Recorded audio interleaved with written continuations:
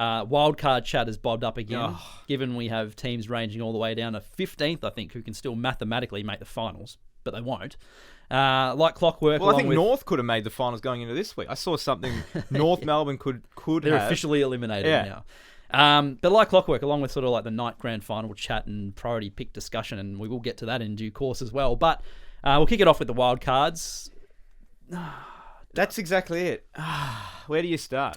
I get the arguments for it. Extra week of footy, potential for a boil over, extra week of finals. The season's on longer for more clubs. But, if we're talking about what a wild card could look like, you're probably looking at something like 7th versus 10th, and then 8th versus 9th. And these are teams that, aside from this year where they are quite competitive, quite deep, some of these teams have been rubbish, really. And if you look at just look at the 8th ranked teams, so teams that have actually made finals, the 8th ranked teams in finals since 2010. Last year, Dogs lost by 13 points. Essendon in 2021 lost by 49 points. Collingwood in 2020, now that was an interesting one. That was the COVID year and they went over to Perth. You remember all the talk about in the West Australian papers? Yep. The dirty pies and all that kind of stuff. Anyway, they won by a point. Because they'd beaten them over there a few weeks earlier, hadn't they? I reckon. From memory. I think you're right. They then lost the semi-final by 68. Essendon lost 2019, 55. Geelong lost 2018, 29. West Coast won by 2 after extra time. In 2017, lost the semi-final by 67. 2016, North Melbourne lost by 62.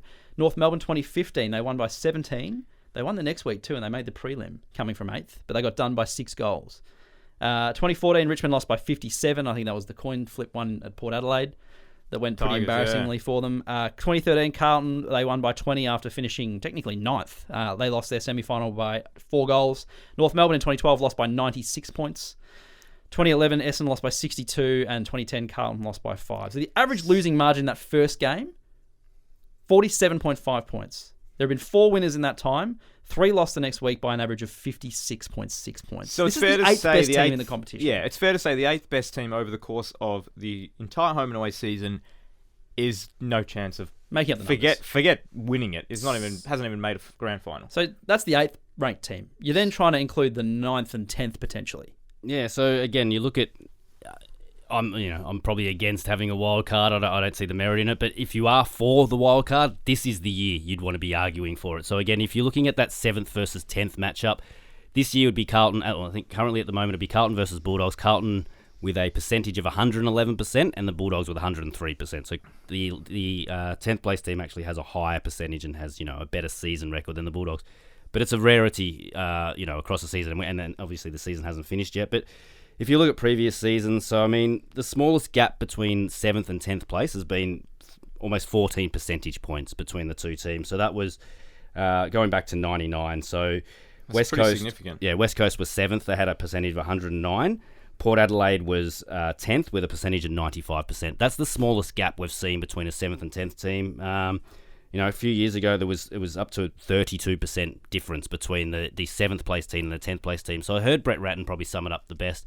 We know AFL, it's a marathon, it's not a sprint. I just can't see how a team that can be, almost probably a game or 2 in terms of wins, plus another 30%, which is another game or 2 behind. So almost 4 or 5 games behind a team in 7th, and you're sort of still playing for that same spot in the finals. It defeats the whole purpose of having that 22 round season and the attrition that the clubs are trying to manage their lists, manage their players and get through the season. It's almost like you can pinch a spot just come round 24 or round 25, whatever we call it. But an extra game, an extra final, all this sort of stuff. I get the discussion. But also, isn't part of the appeal and the magic of footy being Carlton inside the top 8 until the very last round?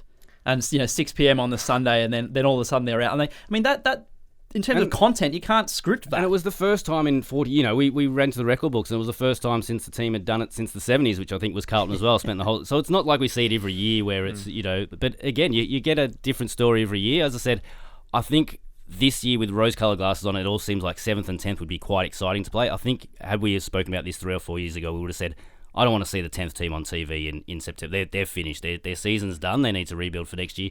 Yet we're going to try to give them another game and pump up that. It might actually be a worse TV product. Who knows? There's a real misconception in the AFL, and we've been saying this for years, really. But I really feel like 2016, the year the Dogs won it, is when everyone's really started to get behind it, saying how even the competition felt. There's a big difference between the competition being relatively even, but the top teams still being significantly better than those sort of 4th or 5th down to 11th or 12th. And to your point before, when you're reading out how those teams have gone in finals, the 8th place teams, the further down you go, it's just going to get more and more bleak. And we know how hard it is for a team to win 4 finals. If you're now saying you got to win 5, that may as well be impossible. Some of those elimination final losses, you talk about the Bombers losing to, I think, Port Adelaide as well in one of those ones. The Richmond, the coin flip one. Like, some of those were embarrassing.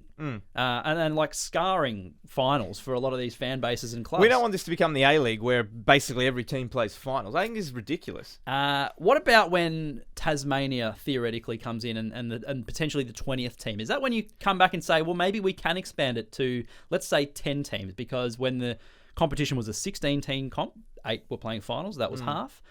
So 10 would be half of 20.